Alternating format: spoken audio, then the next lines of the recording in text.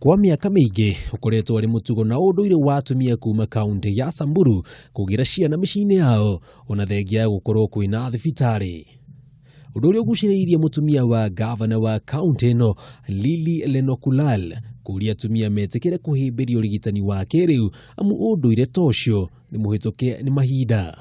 Kila mahali nikienda, hata kama ni mkutano tu ya kaunti, ninawaambia tafadhali wa mama mjifungue kwa hospitali.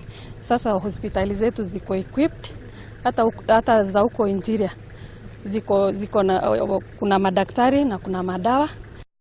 Lenokulal anĩrĩirie ũhoro ũyũ igongona-inĩ rĩa kũrugũria ambulance njerũ ya thibitarĩ wa Maralal, akiuga nĩ gũkorwo ĩna ũteithio mũnene makĩria harĩ gũteithĩrĩria atumia arĩa marateithĩka. Ninawaambia tu wa mama wang'ang'ane kabisa, wakuje in numbers, wajifungue kwa hospitali na wahakikishe watoto wao wamechanjwa na wahakikishe wamechanjwa na wako wazima mpaka wafikishe miaka 5.